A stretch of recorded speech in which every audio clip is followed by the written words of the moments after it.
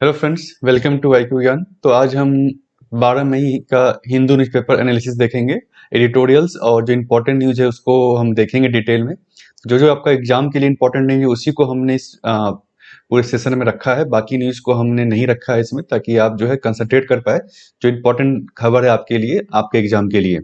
बाकी न्यूज़ आप न्यूज़पेपर देख सकते हैं, आपके इम्पोर्टेंट नहीं है इसलिए हमने उसको यहाँ पे कवर नहीं करेंगे। आपका टाइम भी बचेगा इसमें और आप फोकस रहेंगे उसमें। और इसके बाद अलावा एडिटोरियल्स को भी हमने डिटेल में किया है, और जो जो इम्पोर्टेंट स्कीम्स है या जो टर्म्स हैं जिसको हमें डील करना चाहिए एग्जाम के लिए, उसको हमने रखा है यहाँ पर, ताकि आप उन चीज़ों को अच्छे से समझ पाए, उसका बैकग्राउंड आप समझ पाए। तो इसको आधे घंटे का पूरा वीडियो देखिएगा, ताकि आपका जो है पेपर पूरा आज का कवर हो जाए, और उसके बाद आपका कोई डाउट नहीं रहे। और कुछ आपको क्वेश्चन है तो कुछ डाउट है तो आप कमेंट सेक्शन में मुझसे पूछ सकते हैं आज के पेपर से रिलेटेड। और इस चैनल को जरूर आप सब्सक्राइब करें, सब्सक्राइब करके आप बेल नोटिफिकेशन दबाएं, ताकि आपको जो आने वाली वीडियोज हैं उनकी नोटिफिकेशन मिल जाएगी, उसको आप देख पाएंगे। और उसके अलावा जो हमारा और दो NCERT का इकोनॉमिक्स पे, बैंकिंग सिस्टम पे और जुडिशियल सिस्टम, कॉलेजियम सिस्टम क्या होता है, इस सब पे वीडियोज है, उसको आप जरूर देखें। इससे आपका प्रिपरेशन जो है आसानी से हो पाएगा, घर बैठे आप ऑनलाइन क्लासेस के थ्रू फ्री में अपनी पढ़ाई कर पाएंगे। तो फ्रेंड्स, आते स्टार्ट करते हैं।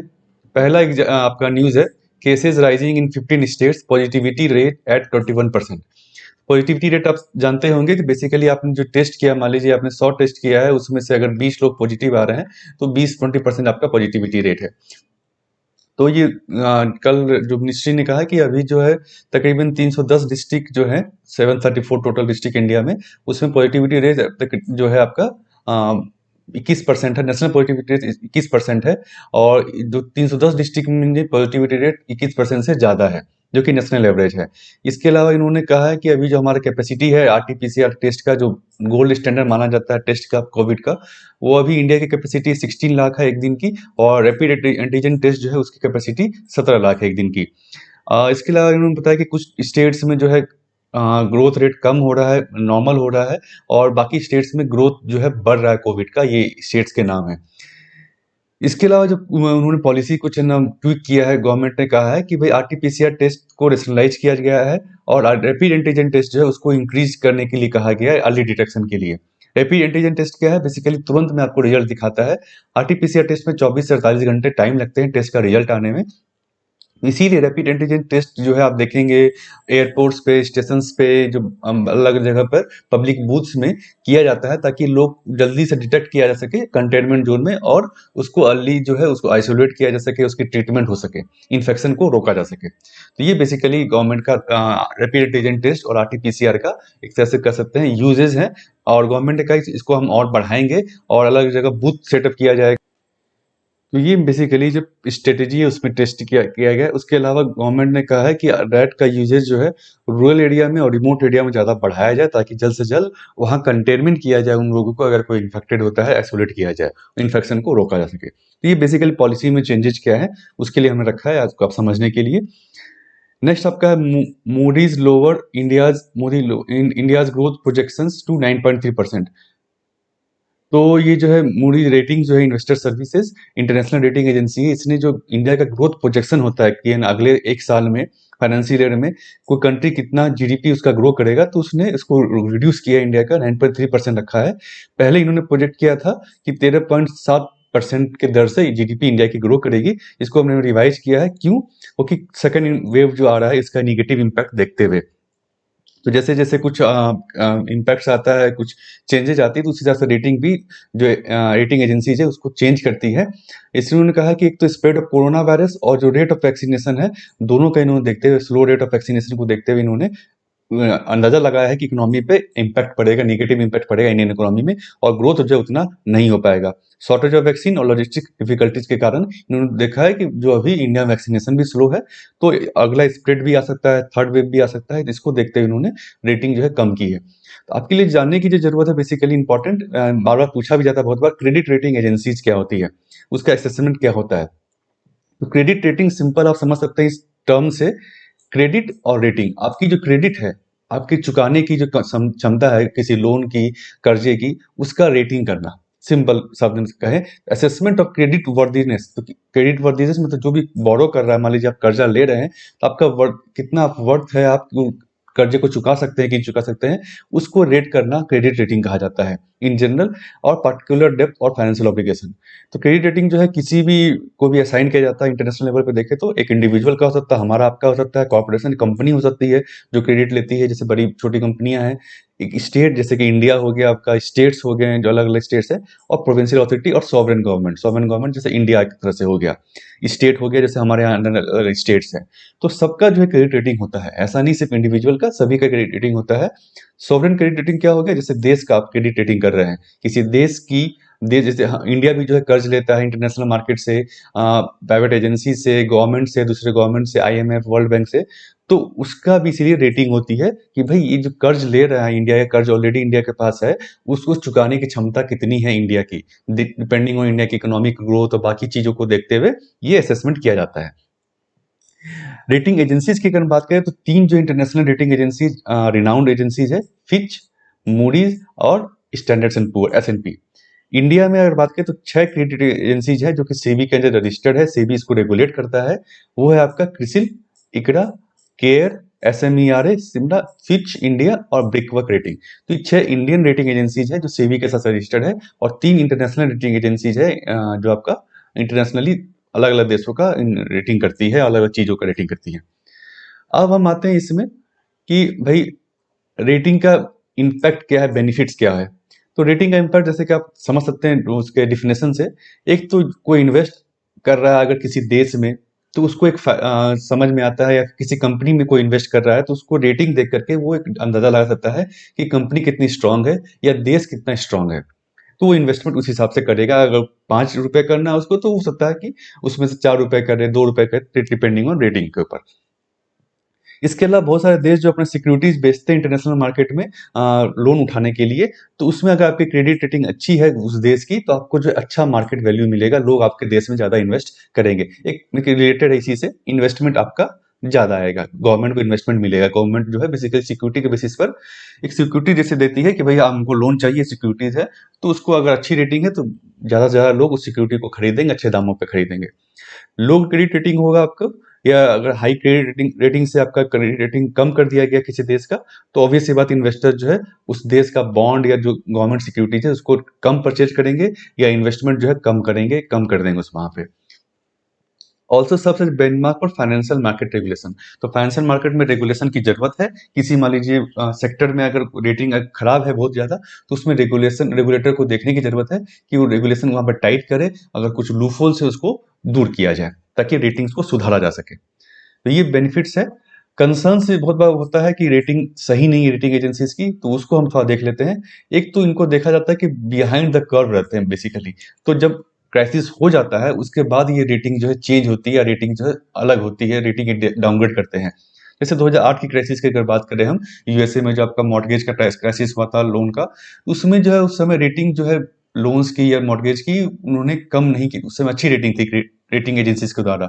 लेकिन जब क्राइसिस हो गया तब उन्होंने रेटिंग को रिवाइज किया। तो कहा जाता है कि आप पहले ही सचेत करने में ये नाकाम रहे, बहुत केसेज हुए हैं ऐसे, एक पहला केस नहीं है। दूसरा कंफ्लिक्ट ऑफ इंटरेस्ट। इनको जो पैसा मिलता है क्रेडिट रेटिंग एजेंसीज को रेटिंग करने के लिए, ये फीस जो वो कंपनी ही पे करती है जिसको ये रेट करते हैं। एक तरह से कंफ्लिक्ट ऑफ इंटरेस्ट, अगर आप ज्यादा स्वतः पे करें या फिर डील कर ले तो आपकी रेटिंग हो सकता है अच्छी भी हो जाए। तो ये एक कंसर्न है। तो ये ट्रांसपेरेंट एक तरह से प्रोसीजर नहीं है। इसके अलावा they are too lenient when the times are good and too harsh when economic conditions worsen. तो ये हमने देखा कि जैसे कभी कोविड के समय में इकोनॉमिक क्राइसिस है, तो ये जो है रेटिंग एजेंसी स्पेशली जैसे इंडिया का इन्होंने चेंज कर दिया, तो टू हार्श तरीके से रेटिंग को चेंज कर देते हैं, कम कर देते हैं। इससे क्या इफेक्ट होता है, एक तो ऑलरेडी कंट्री क्राइसिस में है, ऐसे ही आपको लोन नहीं मिल रहा है, उसके अलावा रेटिंग भी अगर कम हो जाएगी तो आपको लोन मिलना और मुश्किल हो जाएगा, आपको जो इंटरेस्ट रेट है बहुत हाई हो जाएगा। तो ये इसका नेगेटिव इम्पैक्ट है। अगर इस समय अगर रेटिंग सही होता या सही रेटिंग आप करते तो सकता एटलीस्ट आपको लोन जो है सही तरीके से सही दामों में मिल सकता था। इंडिया में जो क्रेडिट रेटिंग है वो रेगुलेट होता है आपका SEBI credit rating agency regulation 1999 के अंतर्गत इनको रेगुलेट किया जाता है। इसके अलावा सेबी ने बहुत सारे नियम भी निकाले हैं कि ट्रांसपेरेंट जो होना चाहिए रेटिंग एजेंसीज। ये आपका एक जो है इंटरनेशनल रेटिंग जो होती है उसका एक क्या कहते हैं डिजिग्नेशन है कि क्या क्या वो सिनोनिम यूज करते हैं। जैसे ए हो गया आपका, अलग अलग है इनका, कोई A1 यूज करते हैं, A+ यूज करते हैं, तो तीनों रेटिंग का बेसिकली स्टैंडर्ड है ये। तो आप बहुत बार न्यूज में देखते हो कि इसका रेटिंग यहाँ से घटा करके BA में कर दिया गया है, 1 से 2 में कर दिया गया है। तो इसका ये आपका बेसिकली चार्ट है कि उसका मतलब क्या है। तो हाईएस्ट ग्रेड आपका ये हो गया, AAA से शुरू होता है आपका, उसके बाद नीचे नीचे नीचे ये डिक्रीज होता है। इसको आप थोड़ा ध्यान में रख सकते हैं कि कौन सी रेटिंग पहले आ रही है, कौन सी बाद में आ रही है। ये AB से आप समझ सकते हैं। उसके बाद प्लस है आपका, यहाँ पे आप देखिए प्लस हट गया, फिर माइनस आ गया, फिर न 3B से 2B आ गया, फिर इसी में वैसे ही है प्लस, फिर नो, फिर माइनस, फिर उसके बाद 2 से 1 हो गया प्लस, 0, माइनस। तो ये आपका बेसिकली इसका फॉर्मूला है, इसको आप ध्यान में रखें। यहाँ पे वैसे ही है 1 2 3 1 2 3 ऐसे करके यहाँ पे किया गया है। 3A से 2A में आ गए, फिर 1A में आ गए, फिर 3 से 2, फिर 1। तो ये आपका बेसिकली इसको आपको समझना होगा कि कैसे ये बहुत तो पूछा जाता है कि कौन ज्यादा है, रेटिंग एजेंसी, रेटिंग पैरामीटर कौन सा ज्यादा है किसी दूसरे से। नेक्स्ट आपका एडिटोरियल है Covid mishandling foretold in the budget. तो ये बेसिकली जो गवर्नमेंट कर रही है कि बजट में हमने रखा 35,000 करोड़ वैक्सीनेशन के लिए, इसके लिए, तो इसको उन्होंने कंसर्न किया है कि ये सही नहीं है कहना बेसिकली। तो इन्होंने जो देखा बजट का बताया इन्होंने कि note for demand for grant जो होता है, डिमांड फॉर ग्रांट आप जानते होंगे, हर मिनिस्ट्री जो अपना डिमांड फॉर ग्रांट रखती है बजट में, अलग अलग मिनिस्ट्री का डिमांड फॉर ग्रांट होता है। उसके बाद वो अगर ग्रांट जो है वो एक्सेप्ट कर लिया जाता है तो उसको बेसिकली वो पैसा बेसिकली उनको दिया जाता है उसमें। तो इसमें जो है कोविड-19 emergency response and health system preparedness करके एक लिस्ट में रखा था नाम डिमांड में, विच लिस्ट एक्सपेंडिचर इसमें कहा गया था कि 11,757 करोड़ जो है बेसिकली पिछले साल इन्होंने इंकर्ड किया। लेकिन इस साल के लिए बजट में कोई भी कोविड-19 इमरजेंसी रिस्पांस करके कोई भी लिस्ट नहीं है, जीरो फंड इसमें एलोकेट किया गया है। तो ये इन्होंने कहा बेसिकली। तो इसका मतलब there is no provision in the entire ministry of health budget for Covid vaccination other related expenditure. तो ये इन्होंने कहा कि इसका मतलब है कि इस साल के बजट में कोई भी कोविड रिलेटेड वैक्सीनेशन और अदर एक्सपेंडिचर के लिए कोई भी फंड एलोकेट अलग से नहीं किया गया है। कोई भी मिनिस्ट्री ने इसको फंड नहीं मांगा है। इसके अलावा हेल्थ मिनिस्ट्री का बजट जो इस साल का बजट है 21-22 का, वो कम है पिछले साल के जितना इन्होंने एक्सपेंडिचर किया। तो ये जो इनका और जो 35,000 करोड़ कहा जा रहा है, ये बेसिकली क्या है, ये एलोकेट किया गया एज ए लोन और grant to states in the budget. तो ये जो बजट में एलोकेट किया गया कि लोन और ग्रांट देने के लिए स्टेट्स को, ये Covid health ministry, central health ministry के लिए नहीं है। इन्होंने कहा बेसिकली इसका मतलब है कि सेंटर को लगता है कि हमारी रिस्पॉन्सिबिलिटी नहीं है, स्टेट्स की रिस्पॉन्सिबिलिटी होगी ये कोविड से डील करना। क्योंकि अगर होता है सेंटर अपनी रिस्पॉन्सिबिलिटी मानता, तो इसको जो basically health ministry, central health ministry के बजट में इसको प्रोविजन किया जाता। लेकिन इन्होंने किस किस हेड के अंदर में इसको प्रोविजन किया है, लोन और ग्रांट टू स्टेट्स। तो 35,000 करोड़ जो है स्टेट्स को लोन या ग्रांट देने में काम आएंगे, ना कि हेल्थ मिनिस्ट्री जो है वैक्सीनेशन या कोविड के लिए यूज करेगी। ये कि उन्होंने कहा है। उसके बाद either the government was callous, तो इसका मतलब क्या है, गवर्नमेंट या तो अनजान थी बेसिकली, उसमें कुछ ध्यान नहीं दिया कोविड-19 के फाइट के लिए, और वांटेड टू, या फिर अपनी रिस्पॉन्सिबिलिटी से पीछा छुड़ाना चाहती थी कि ये स्टेट्स की पूरी रिस्पॉन्सिबिलिटी, इसलिए इन्होंने स्टेट्स के लिए ही फंड एलोकेट कर दिया, अपने लिए कोई फंड नहीं रखा।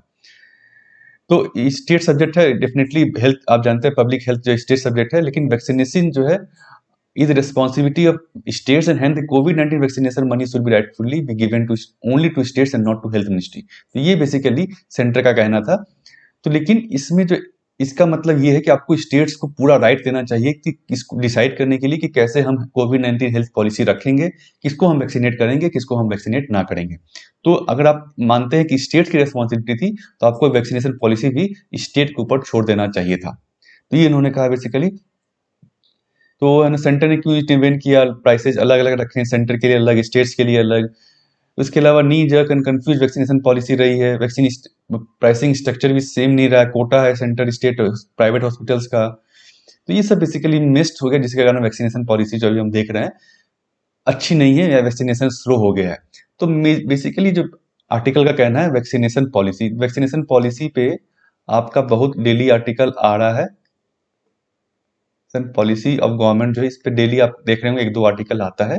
तो वैक्सीनेशन पॉलिसी के लेकर आप डिटेल में आप नोट्स बना ले कि क्या क्या गवर्नमेंट की वैक्सीनेशन पॉलिसी का पॉजिटिव है, क्या क्या नेगेटिव है, क्या क्या उसमें चेंजेस करने की जरूरत थी या करने की जरूरत है। तो ये आपका एग्जाम में पूछा जा सकता है बहुत ही, वैक्सीनेशन पॉलिसी पे। उसके अलावा आपको जो प्रीवियस वैक्सीनेशन इंडिया ने किया है, पल्स पोलियो का हो गया, या बाकी जो यूनिवर्सल इम्यूनाइजेशन किया है, उसमें अभी में क्या-क्या चेंजेज़ है, ये हमने कल के आर्टिकल में भी डील किया था, कल के परसों में।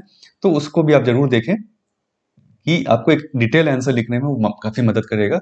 तो वैक्सीनेशन पॉलिसी को लेकर के आप डिटेल अपना नोट्स जो है ज़रूर बना लें। नेक्स्ट आपका आर्टिकल है evaluate the Ladakh crisis keep China at bay. तो ये बेसिकली लद्दाख क्राइसिस हुआ, लद्दाख पे जो इंडिया और चाइना का कन्फ्रंटेशन हुआ, उसको लेकर इन्होंने बेसिकली 3 जो एक तरह से अपना सजेशन दिया है। 3 लेसन्स जो है इंडिया को सीखने की जरूरत है। पहला, military strategies based on denial are more useful than strategies based on punishment. इसका मतलब है कि आपने जो है दूसरे को डिनाय करना, लैंड नहीं देना है। जैसे कि इंडिया ने ऑक्यूपाई किया था Kailash range on it side of LAC. तो ये basically this action serve to deny the key terrain to the Chinese People's Liberation Army. मतलब आपको जो है इंपॉर्टेंट जो पोजीशंस है उसको आपको इंडिया को होल्ड रखना चाहिए, ताकि जो है वो उससे उसको चाइनीज आर्मी नहीं ऑक्यूपाई कर पाए। इससे इंडिया को फायदा पहुंचेगा। जैसे अभी भी हमने देखा था क्योंकि कैलाश रेंज का हाइट जो था वो काफी इंडिया के लिए स्ट्रेटेजिकली इंपॉर्टेंट था, तो इसके कारण भी चाइना को एक पीछे हटने की मजबूर होना पड़ा। Give Indian military greater capacity to थॉट फ्यूचर लैंड ग्रेव्स। तो ये फ्यूचर में लैंड ग्रेव नहीं किया जाएगा दूसरे चाइनीज की तरफ से, इसका भी एक आश्वासन मिलता है इससे। आपका bolstering India defensive position rather than launching an escalatory response. तो डिफेंसिव पोजीशन हमें मजबूत करने की जरूरत है। दूसरा क्या लेसन है, China is more likely to be deterred और coerced with the threat of political cost rather than military cost, material cost. तो पॉलिटिकल कॉस्ट अगर हम चाइना पे करेंगे, पॉलिटिकल हार्म करेंगे, तो उससे ज्यादा वो सचेत होगा, ज्यादा बेसिकली पीछे हटेगा, उस पर ज्यादा जोर पड़ेगा रेदर देन मटेरियल कॉस्ट। क्योंकि मटेरियल कॉस्ट चाइना के पास बहुत पैसा है। चाइना का डिफेंस बजट जो है ऑलरेडी 4 टाइम्स है इंडिया के बजट के। तो अगर हम उस पे उसके आर्मी को हैम्पर करते हैं, या वहां पे अगर हम मान लीजिए रोड बना रहे हैं, मिलिट्री एक्सपेंडिचर कर रहे हैं, तो उससे कुछ खास फायदा नहीं होने वाला है चाइना को हटाने में। बेसिकली हमें पॉलिटिकली उसको पीछे करना होगा। तो पॉलिटिकल पीछे से कि हम इंटरनेशनल हमने जो रिस्पांस लिया वहां पर, इस तरह से कोऑर्डिनेटेड रिस्पांस जो हमारा रहा, वो उस तरह से हमें चाइना के अगेंस्ट काम करने की जरूरत है। तीसरा लेसन क्या है, India should consider accepting more risk on the LAC in exchange for long term leverage and influence in the India Pacific region. तो जो है रिस्क इंडिया को लेने की जरूरत है एलएसी पे, तो ताकि इंडिया का जो अलग अदर जो स्ट्रेटेजिक पॉइंट्स हैं, Indian ocean, Pacific ocean, Indo Pacific, वहां पे इंडिया जो है अपना एडवांटेज ले सके, लॉन्ग टर्म अपना एडवांटेज ले सके। तो prompt Ladakh crisis by prompting increase militarisation of LAC may prompt India to defer long overdue military modernization and maritime expansion in ocean। तो इंडिया को देखना होगा कि हमें जो है यहाँ पे इंक्रीज मिलिटराइजेशन से, हमने अभी लद्दाख के केस में क्या किया, हमने ज्यादा वहां मिलिट्री डिप्लॉय किया, ज्यादा वहां पे हम फंड एक्सपेंडिचर कर रहे हैं, लेकिन हमें ये नहीं करना, हमें जो है बेसिकली लॉन्ग टर्म इफेक्ट देखना है। तो लॉन्ग टर्म फायदा कहाँ पे इंडिया को, बेसिकली मिलिट्री मॉडर्नाइजेशन में फायदा है, ओवरऑल मिलिट्री मॉडर्नाइजेशन हमें करने की जरूरत है, वहां पे हमें खर्च करने की जरूरत है। दूसरा, इंडियन ओशियन में हमें अपना एक्सपेंशन, मैरीटाइम जो हमारा है, नेवी जो है, उसको हमें एक्सपेंशन करने की जरूरत है। ये हमारा लॉन्ग टर्म गेन होना चाहिए। शॉर्ट टर्म गेन को छोड़कर हमें लॉन्ग टर्म गेन देखने की जरूरत है। तो बेसिकली ओवरऑल जो है मिलिट्री या चाइना, इंडिया का स्ट्रेटेजिक मिलिट्री को कैसे, डिफेंस को कैसे और स्ट्रॉन्ग किया जाए इन रिस्पेक्ट ऑफ चाइना, इसको लेकर इन्होंने 3 सजेशंस दिए हैं, जिसको आप आंसर में अपना इंडो चाइना रिलेशन जो है आपका, एक तो आपका हो गया जीएस पेपर 2 इंडो चाइना में, और दूसरा आपका हो गया जीएस पेपर 3 आपका जो सिक्योरिटी है, इंटरनेशनल सिक्योरिटी, उसमें आप इनको जो लिख सकते हैं। नेक्स्ट आपका एडिटोरियल मैटर ऑफ कंसर्न, ये बेसिकली जो है कल हमने भी देखा था कि डब्ल्यूएचओ ने जो इंडियन वेरिएंट है B.1.617, इसको वेरिएंट ऑफ कंसर्न डिक्लेयर कर दिया है। वेरिएंट ऑफ कंसर्न क्या होता है, इसको हम देखेंगे इसमें। इससे क्या होगा फायदा, ग्रेटर इंटरनेशनल स्क्रूटनी होगा, जो भी पॉजिटिव आएंगे, मान लीजिए किसी ग्लोबल लेवल पर कहीं भी अगर कोई पॉजिटिव आता है इसमें, तो उसका ज्यादा स्क्रूटनाइज किया जाएगा, उसका जीनोम सीक्वेंसिंग किया जाएगा, और देखा जाएगा कि क्या वैक्सीन उस पर इफेक्टिव है कि नहीं है, ट्रांसमिशन रेट उसका कैसा है, या अगर वो इन्फेक्ट हुआ है तो उसका कॉन्टेक्ट को जल्दी से जल्दी ट्रेस किया जाएगा, क्योंकि इन्फेक्शन रेट इसमें ज्यादा है। तो वेरिएंट ऑफ एक इंटरेस्ट होता है, अगर आप वेरिएंट ऑफ कंसर्न होने के पहले वो वेरिएंट ऑफ इंटरेस्ट होता है। तो अभी जो 3 वेरिएंट ऑफ कंसर्न है ग्लोबली, इसको अगर हम छोड़ दे, तो इसके पहले क्या क्या था आपका, एक यूके वेरिएंट जिसका नाम था आपका बी, कोड नेम ये आपका, साउथ अफ्रीकन वेरिएंट जो कि 351, और ब्राजीलियन वेरिएंट जिसको कहा गया P2। इसके अलावा चौथा हो गया आपका इंडियन वेरिएंट। ये 4 जो है ग्लोबली वेरिएंट ऑफ कंसर्न है। इसका आप नोट सकते हैं प्रीलिम्स में अगर ऑब्जेक्टिव पूछा जाता है तो। अब आते हैं वेरिएंट ऑफ कंसर्न कैसे होगा भाई। उसका क्राइटेरिया क्या है? पहला तो वेरिएंट जो है उसमें देखा जाता है कि इन ट्रांसमिशन उससे ज़्यादा हो रहा है उस वेरिएंट से, वायरस से। दूसरा, associated with more severe disease, उससे जो बीमारी हो रही है वो ज़्यादा सीवियर है जिसको इफेक्ट हो रहा है। और तीसरा जो हो सकता है कारण, early evading detection by diagnostic test, तो डायग्नोसिस में भी वो डिटेक्ट नहीं हो पा रहा है। तो ये 3 अगर कोई क्राइटेरिया क्वालिफाई करता है कोई वेरिएंट, वायरस का वेरिएंट, उसको हम वेरिएंट ऑफ कंसर्न जो है WHO डिक्लेयर कर सकती है। इसको जो है इंडिया का जो आपका कंसोर्टियम है, इंडिया का लैब जो है, उन्होंने इसको फ्लैग किया था बेसिकली कि वेरिएंट्स को, कि ये जो है वेरिएंट ऑफ इंटरेस्ट है, इसको वेरिएंट ऑफ कंसर्न डिक्लेयर किया जाए। ये डबल म्यूटेंट हमारे यहाँ जो चल रहा है अभी।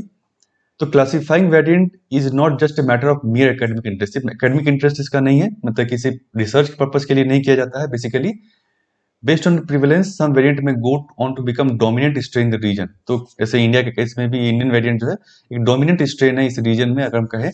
It can then becomes responsibility of vaccine company. इससे और क्या इंपॉर्टेंट है वेरिएंट ऑफ कंसर्न डिक्लेयर करने का, क्या एम क्या है कि भाई जो वैक्सीन कंपनीज हैं जो वैक्सीन बना रही है वो चेक करे कि उनकी वैक्सीन जो है इस वेरिएंट पे, जो नए वेरिएंट्स आ रहे हैं उस पर इफेक्टिव है भी कि नहीं है। अगर नहीं है तो उसको बताएं और उसमें जो वैक्सीन में जो चेंजेस करना थोड़ा बहुत, उसको चेंज करके नई वैक्सीन लेकर के आए।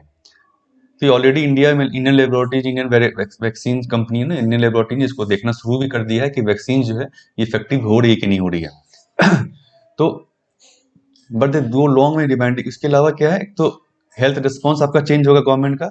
इसके अलावा लोग को भी रिमाइंड करेगा, अलर्ट किया जाएगा, इससे अलर्ट हो जाएंगे कि भाई जो है वैक्सीन को आप मैजिक पिल की तरफ मत रखें, आपको वैक्सीन के साथ साथ कोविड अप्रोप्रिएट बिहेवियर भी जो फॉलो करना है, क्योंकि वैक्सीन जो है नए वेरिएंट्स है, तो वैक्सीन होता है उस पर इफेक्टिव हो भी या उतना इफेक्टिव नहीं भी हो सकती है।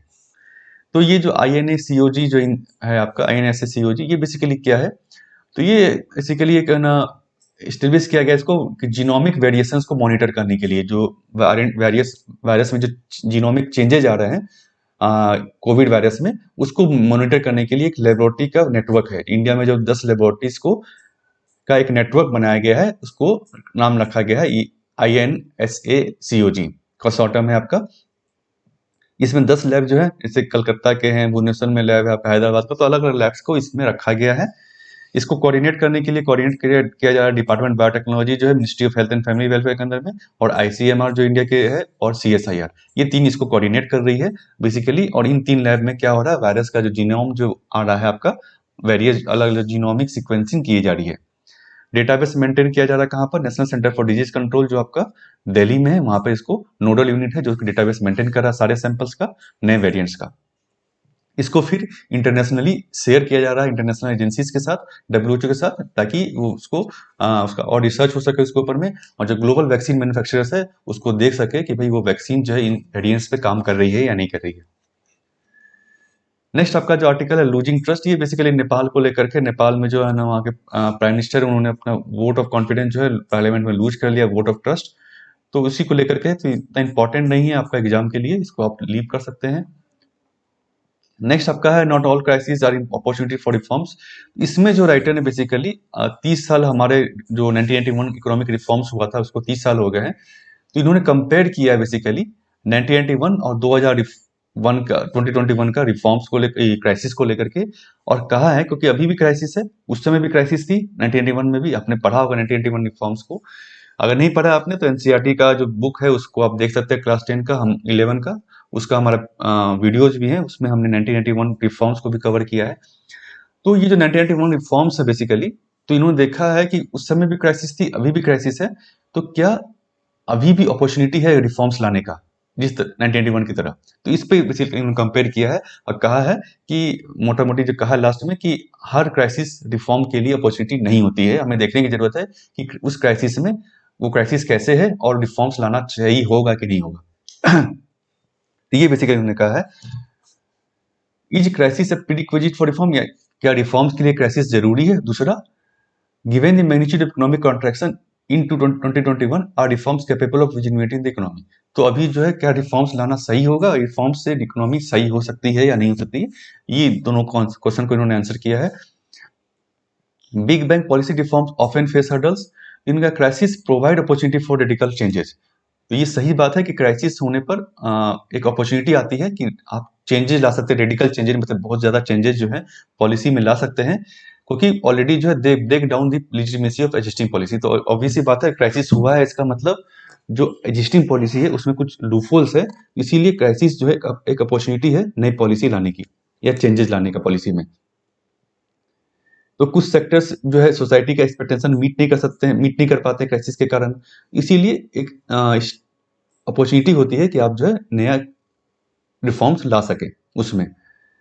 However, not all crises create conditions for widespread expectation of report। तो ये इन्होंने कहा कि सारी क्राइसिस एक जैसी नहीं होती है, उनमें देखने की जरूरत है, और सारी क्राइसिस का मतलब अपॉर्चुनिटी नहीं होती, रिफॉर्म्स लाने का नहीं होता है। Crisis causes breakdown of establish structure leading to instability. तो ये ऑब्वियस सी बात है कि क्राइसिस अगर होगा तो जो एस्टेब्लिश स्ट्रक्चर है, जो ऑलरेडी स्ट्रक्चर चला आ रहा है, जो फंडामेंटल है, जो इंस्टीट्यूशंस है, जो बॉडीज काम कर रही है, ऑब्वियस सी बात उसमें जो है एक इनस्टेबिलिटी देखी जाती है, स्टेबिलिटी नहीं होती है, और इसीलिए लोग गवर्नमेंट क्या करती है, उसमें रिफॉर्म्स ला करके उसमें चेंजेस करती है। अब बात इन्होंने किया है कि क्राइसिस को अपॉर्चुनिटी में बदलना चाहिए कि नहीं चलना चाहिए, वो उसका आर्गुमेंट दिया है। पहला, क्यों? During crisis group relations and mode of interaction changes which set a suitable background for change. तो क्राइसिस एक अपॉर्चुनिटी क्यों है? वाई क्राइसिस एक अपॉर्चुनिटी है रिफॉर्म्स के लिए? तो पहला रीजन क्या है? एक तो आपका जो इंटरेक्शंस हो रहा है, रिलेशंस या जो अलग अलग इंटरेक्शंस है, वो ऑब्वियस सी बात है चेंज करने के लिए तैयार है, क्योंकि आपने क्राइसिस उसमें हो गया है, कुछ चेंज इनिशिएटिविटी आ गई है उसमें।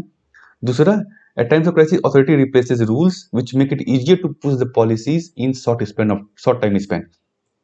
तो क्राइसिस जब भी होती है तो आप देखते हैं कि रूल जो है, इस्टेब्लिश जो रूल्स चल रहे हैं, जो ऑलरेडी से कानून या पॉलिसी चल रही है, उसको गवर्नमेंट चेंज करती है, ताकि क्राइसिस से हम डील कर सके। तो ऑब्वियस बात है, शॉर्ट टाइम में आप उसको रिफॉर्म कर सकते हैं। तीसरा क्या रीजन है?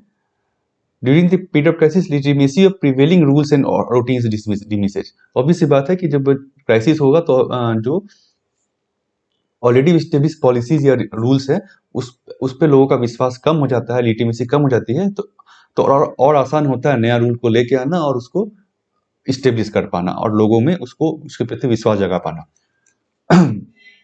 तो ये तीन बेसिकली इन्होंने कारण दिया है कि क्राइसिस एक अपॉर्चुनिटी क्यों है रिफॉर्म्स के लिए। ये ऐसे में भी आप लिख सकते हैं। अब इन्होंने कंपेयर किया 1991 और 2021 के क्राइसिस को। पहला, तो 1991 का जो क्राइसिस था वो हमारे इंडिजिनस फैक्टर के कारण था, मतलब इंडिया के इंटरनल फैक्टर्स के कारण वो था। लेकिन 21 का जो क्राइसिस अभी हो रहा है, ये एक्सोजेनस है, मतलब ग्लोबल इकोनॉमी पेंडेमिक जो है वो ग्लोबली इफेक्ट किया है, और बाहर के कारण हमारे यहाँ पे ये इकोनॉमी में इफेक्ट किया है। इंटरनल हमारा कोई ये कारण नहीं है इसका। कॉज एंड इफेक्ट रिलेशंस अगर हम देखें तो ये भी इंटायरली डिफरेंट है। 21 में क्या बेसिकली जो कारण है वो कहीं बाहर ओरिजिनेट हुआ, हम कहे चाइना में ओरिजिनेट हुआ, फिर बाकी दूसरे कंट्रीज में हुआ, तो इंडिया में ये इसका कारण नहीं है कोविड का। इसके अलावा 1981 में अगर देखें तो क्राइसिस जो लिमिटेड था इंडियन इकोनॉमी में, सिर्फ इंडियन इकोनॉमी में क्राइसिस थी, इंडियन इकोनॉमी फेल कर रही थी, कम हो रही थी। लेकिन अभी जो प्रेजेंट जो सिचुएशन है, इसमें ग्लोबल इकोनॉमी, सारी कंट्रीज का इकोनॉमी आप देखें तो वो इफेक्टेड है। तो ये ग्लोबल क्राइसिस एक तरह से। In the former case we could have India specific policies. तो 1981 के केस में क्योंकि इंडियन इकोनॉमी सिर्फ इफेक्टेड थी, तो हम इंडियन स्पेसिफिक पॉलिसी हम लेके आए और हम ला सकते थे। लेकिन अभी जो है इंडिया स्पेसिफिक पॉलिसी से काम नहीं चलेगा, क्योंकि ग्लोबली सारी कंट्री इफेक्टेड है। तो अगर हम कुछ पॉलिसी में चेंजेस भी करते हैं तो ग्लोबली जो अलग अलग देश है उसको उसकी पॉलिसी में हम चेंजेस नहीं कर सकते हैं, तो ये उतना इफेक्टिव नहीं होगा रिफॉर्म्स लाना। डिफेबिलिटी of semi fixed template for reforms is the matter in 1991। तो 1991 में क्या था, जैसा कि बाकी देशों में उस समय क्या, बाकी देशों में भी ऐसे क्राइसिस आती थी, इंटरनल क्राइसिस, तो उसमें जो ऑलरेडी देखा गया था कि भाई ये आप रिफॉर्म्स करेंगे, जैसे कि हमने प्राइवेटाइजेशन किया था, तो ऑलरेडी जो है बाकी देशों में भी हमने देखा था कि प्राइवेटाइजेशन करने से रिफॉर्म्स आ रहा था। ग्लोबलाइजेशन जो हुआ, हमारा लाइजेशन किया हमने 91 क्या क्या, आपका एलपीजी लिबरलाइजेशन था, लाइजेशन, प्राइवेटाइजेशन और ग्लोबलाइजेशन। तो ये बेसिकली तीन जो फैक्टर्स थे हमारे 1991 रिफॉर्म्स के। तो ये ऑलरेडी अवेलेबल टेम्पलेट था, मतलब कि बाकी देशों ने भी इसी फॉर्मूले को अपनाया था, और ये आईएमएफ ने हमें कहा था कि आप इसी को अपनाइए। तो इसी फॉर्मूला को अपना के हमने आसानी से इसको कर लिया, हमें ज़्यादा कुछ चेंजेस या सोचने की जरूरत नहीं पड़ी। अभी के समय में ये जो क्राइसिस है, ये एक स्पेशल टाइप का क्राइसिस है, तो इसमें हमारे पास कुछ रेडीमेड जो है सॉल्यूशन नहीं है। इसीलिए इसमें डिफिकल्ट होगा हमें रिफॉर्म लाना। The challenge is to evolve country specific package, तो कंट्री स्पेसिफिक पैकेज लाने की हम जरूरत है, क्योंकि चैलेंज है हमारे लिए इस समय। टू अनसर्टेनिटीज, पहला uncertainties with regard to government own revenue, revenue कहाँ से आएगा, तो पॉलिसी, अगर नई पॉलिसी लाते हैं तो उसमें खर्च करने की जरूरत होगी, तो रेवेन्यू कहाँ से आएगा। एक्सपेंडिचर डिडक्शन हम कर नहीं सकते हैं, क्योंकि एक्सपेंडिचर डिडक्शन करेंगे हम तो हमें जो हेल्थ पे या जो बाकी पे खर्च करना है वो हम नहीं कर पाएंगे, वो हम नहीं कर सकते हैं। दूसरा, क्योंकि डिमांड ऑलरेडी कॉन्ट्रैक्ट हो जाएगा। Second is unpredictability of global factors, global factors हमारे कंट्रोल में नहीं है। अगर हम पॉलिसी रिफॉर्म्स लाते हैं, कुछ चेंजेस लाते हैं, लेकिन ग्लोबल फैक्टर्स भी चेंज हो जाते हैं, तो हमारा पॉलिसी बेकार हो जाएगा, रिफॉर्म हमारा बेकार हो जाएगा। तो इसीलिए बेसिकली इन्होंने बेसिकली कंपैरिजन किया है कि अभी जो है पॉलिसी रिफॉर्म्स लाना सही नहीं है। All crisis do not inevitably lead to possibility of reform, तो ये इन्होंने कहा कि सारी क्राइसिस का मतलब रिफॉर्म्स नहीं है, कुछ कुछ में अपॉर्चुनिटी आती है, लेकिन फॉर फंडामेंटल चेंजेस के लिए, लेकिन सारी क्राइसिस को हमें अपॉर्चुनिटी की तरह नहीं देखना चाहिए। तो इन डेप्थ अंडरस्टैंडिंग की जरूरत है, सारे फैक्टर्स को देखने की जरूरत है, जैसे इन्होंने देखा फैक्टर्स कि कहाँ से भी चेंजेस, कहाँ पे कारण क्या था, कॉज इफेक्ट क्या था, कंट्री स्पेसिफिक है, क्या क्या हम कर सकते हैं, तो ये सारा कुछ देखने के बाद ही हमें जो है रिफॉर्म्स लाना चाहिए। नेक्स्ट आपका जो एडिटोरियल है, how to adopt a child legally, तो बेसिकली में बताया चाइल्ड लीगल अडॉप्शन कैसे किया जाना चाहिए, इसका बेसिकली प्रोसीजर उन्होंने बताया एक तरह से। तो एग्जाम में आपका लिख सकते हैं या कैसे, अगर कोई क्वेश्चन आता है इसके रिलेटेड, तो ये जो दो एक्ट है, जो रूल है आपका जुवेनाइल जस्टिस रूल और एडॉप्शन रेगुलेशन जो है, ये बेसिकली इसके द्वारा एक एजेंसी स्टैट्यूटरी बॉडी है, सेंट्रल एडॉप्शन रिसोर्स अथॉरिटी, ये बेसिकली देखती है regulation, monitoring, control of all inter country and inter country adoption, जितना भी एडॉप्शन है, चाहे वो देश के अंदर में हो या दो देश के बीच में हो, उसको ये मॉनिटर करती है, उसको ये रेगुलेट करती है। तो एनओसी दिया जाता है और इंटर कंट्री एडॉप्शन, अगर दो देश में एडॉप्शन हो रहा है तो उसमें एनओसी यही देती है एजेंसी। इसके अलावा इंडिया ने जो हॉग कन्वेंशन है आपका, बेसिकली उसको भी ये मॉनिटर करने के लिए ये आपका एजेंसी है, उसको उसका रूल को फॉलो करने के लिए। इसके अलावा एक और जो रूल है आपका यूएन कन्वेंशन और राइट ऑफ चाइल्ड, इसको भी देखना भी इंडिया जो है इसको भी फॉलो करती है। जुवेनाइल जस्टिस जो है सेक्युलर लॉ, इसका मतलब क्या है कि कोई भी धर्म के आप हो, आप जो है इस कानून के अंतर्गत आप एडॉप्शन कर सकते हैं। लेकिन अगर हिंदू आप हैं तो आप Hindu adoption and maintenance act के अंदर भी इसको एडॉप्ट कर सकते हैं, इस रूल के अंदर भी आप एडॉप्शन कर सकते हैं। तो दो रूल आपके लिए हैं अगर आप हिंदू हैं तो, अदरवाइज सारे धर्म के लोगों के लिए आप इस रूल को, ये रूल एप्लीकेबल है उनके लिए। तो children of relative can also be adopted, describe procedures हैं। तो कोई भी वहाँ ऐसा अगर है तो उसको जो है बेसिकली अगर रूल से हट के अडॉप्शन करता है तो उस पर पनिशमेंट है, 3 साल की जेल हो सकती है और 1 लाख या दोनों। इसके अलावा प्रोस्पेक्ट जो बेसिकली पोर्टल है एक तरह से गवर्नमेंट का, केडिंग्स child adoption resource information guidance system, ये बेसिकली पूरा पोर्टल है, डेटाबेस है, जहाँ पे कि जो भी प्रोस्पेक्टिव अडॉप्टिव पेरेंट्स है उनका डेटा रजिस्टर्ड है, वो रजिस्टर करते हैं पहले तो। उसके अलावा जो एजेंसी है उसको मॉनिटर करती है, बेसिकली उसको वेरीफाई करती है डेटा को। अप्रूवल के बाद जो है जो सीनियर एडॉप्शन का लिस्ट बनता है एक तरह से कि कौन रैंकिंग होती है, उसके बाद जो सीनियर है उनको पहला चांस मिलता है अडॉप्ट करने का, जो बच्चे हैं उनके पास डेटाबेस में।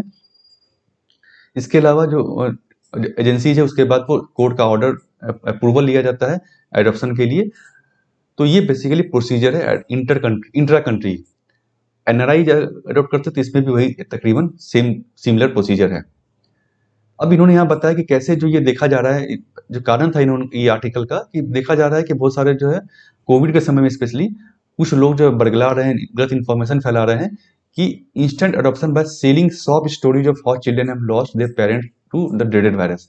इंस्टेंट अडॉप्शन दे रहे हैं कि भाई जो बच्चे हैं उनका पेरेंट्स चले गए वायरस के कारण, तो एक स्टोरी बना करके, गलत स्टोरी बना करके लोगों को लुभा रहे हैं, उस तरह से टारगेट कर रहे हैं और ये बच्चों को जो है बेसिकली अडॉप्ट करवा रहे हैं गलत तरीके से, जो कि इलीगल है। इसको लेकर उन्होंने बताया कि क्या प्रोसीजर है इंडिया में।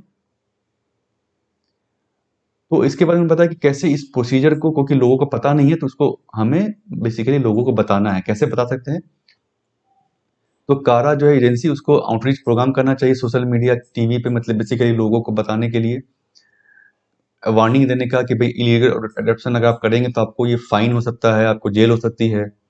इसके अलावा लीगल प्रोसेस जो है उसको एडिक्वेटली पब्लिसाइज करने की जरूरत है, लोगों को बताने की जरूरत है भाई कि आप लीगल प्रोसीजर कैसे आप अडॉप्ट कर सकते हैं लीगली। इसके लिए जो उसके अलावा जो कमीशन है, चाइल्ड राइट्स कमीशन जो इंडिया में नेशनल और स्टेट कमीशन जो है, उसको एक विजिलेंट के तरह काम करना चाहिए, देखना चाहिए कहाँ कहाँ पे गलत एडॉप्शन हो रहा है। सोशल एक्टिविस्ट एनजीओ को भी इसको देखने की जरूरत है, रिपोर्ट करने का केस, जो ऐसे केसेज हो रहे हैं तो रिपोर्ट करे पुलिस में या एजेंसीज में, कोर्ट में। मीडिया को भी पब्लिसिटी करने की जरूरत है। उसके अलावा पुलिस अथॉरिटीज को भी इसको एक्स्ट्रा विजिलेंट रहने की जरूरत है। तो ये बेसिकली यहाँ पे जो है प्रोसीजर है आपका, ये इसको कैसे हम और सही कर सकते हैं, सजेशंस, और ये बेसिकली क्या यहाँ पे हो रहा है उसको लेकर के। एक सेकंड, हाँ।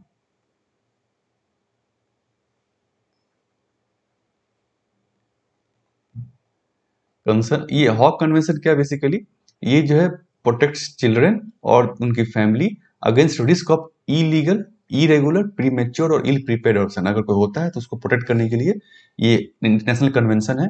ट्रैफिकिंग को भी ये रोकता है। ये कन्वेंशन जो 1993 में कंक्लूड हुआ था, 1995 में फोर्स में आ गया। इंडिया ने भी इसको रेटिफाई किया, एक्सेप्ट किया इसको कन्वेंशन को 2003 में, और इसी को इम्प्लीमेंट करने के लिए इस एजेंसी को बेसिकली इंडिया ने बनाया है। और ये एजेंसी जो है union ministry of women and child development के अंतर्गत काम करती है। नेक्स्ट आपका है PIL against plea against Central Vista another bid to stall project. ये बेसिकली कल दिल्ली हाईकोर्ट ने सुनवाई स्टार्ट की थी सेंट्रल विस्टा प्रोजेक्ट को रोकने का, जो पिटिशन दिया गया था वहां पर अर्जी दी गई थी। तो सेंट्रल विस्टा प्रोजेक्ट हमने कल ही कवर किया है पूरा डिटेल में, क्या ये प्रोजेक्ट है, इसके अंदर क्या क्या चेंजेज होंगे दिल्ली में, क्या क्या इसके अंदर कंपोनेंट्स क्या क्या है और क्या क्या कारण है, उसको आप देख सकते हैं कल का वीडियो। नेक्स्ट आपका है cut in GST can make vaccine cheaper. तो ये एक्सपर्ट्स ने कहा है कि जो है वैक्सीन को चीप बनाने के लिए जीएसटी रेट्स में कम करने की जरूरत है। एक तो पहला उन्होंने क्या क्या किया है, including reduction in GST rates, zero GST आपको करना चाहिए रॉ मटेरियल जो वैक्सीन के लिए है, GST free imports and direct cash incentive to producers. तो ये अगर करेगी गवर्नमेंट तो ये आप जो है वैक्सीन कॉस्ट को कम कर सकते हैं। तो ये बेसिकली इसलिए उन्होंने रखा है कि सजेशंस जो है कैसे वैक्सीन अवेलेबिलिटी और वैक्सीन का जो कॉस्ट कम किया जा सकता है, उसका सजेशन में आप इसको लिख सकते हैं। अभी क्या प्रेजेंटली 5% जीएसटी लगता है वैक्सीन पे और 12% जो है कोविड जो ड्रग्स, अलग अलग ड्रग्स जो मेडिसिन से उस पर लगाया जाता है, oxygen concentrators for domestic supply and commercial imports, इस पे 12% है और 5% वैक्सीन पे है। ऑक्सीजन इंपोर्ट अगर आप पर्सनल यूज के लिए कर रहे हैं तो गवर्नमेंट ने जीएसटी जो है पहले 28% था, उसको रिड्यूस करके 12% कर दिया अभी कुछ समय के लिए, और कस्टम ड्यूटी हटा दी गई है। तो ये बेसिकली प्रेजेंट सिनेरियो है और क्या क्या उसमें चेंजेस लाया जा सकता है ताकि और जो है कॉस्ट कम हो सके और लोगों को बेनिफिट हो सके। नेक्स्ट आपका है PM Modi G7 visit cancelled due to कोविड-19 क्राइसिस। तो पीएम जो विजिट करने वाले थे यूनाइटेड किंगडम आपका G7 अटेंड करने के लिए, लेकिन कोविड-19 क्राइसिस को देखते हुए वो नहीं जाएंगे अभी। तो बेसिकली स्पेशल इन्वाइटी की तरह इंडिया को इन्वाइट किया गया था। इंडिया जो मेंबर नहीं है G7 का, देखिए इन्वाइटी जो है इसको इन्वाइट किया गया था इंडिया को। G7 क्या है, ग्रुप ऑफ सेवन बेसिकली का नाम है, इंटर गवर्नमेंटल ऑर्गेनाइजेशन है जो कि 1975 में बनाया गया था। इसका कोई फॉर्मल कॉन्स्टिट्यूशन नहीं है या कोई फिक्स हेडक्वार्टर नहीं है, जैसे बहुत सारे आपका जो ऑर्गेनाइजेशन का हेडक्वार्टर होता है एक जगह पर, वैसा नहीं है इसमें। डिसीजन जो बेसिकली एनुअल समिट में लिया जाता है, लेकिन वो नॉन बाइंडिंग डिसीजन होता है।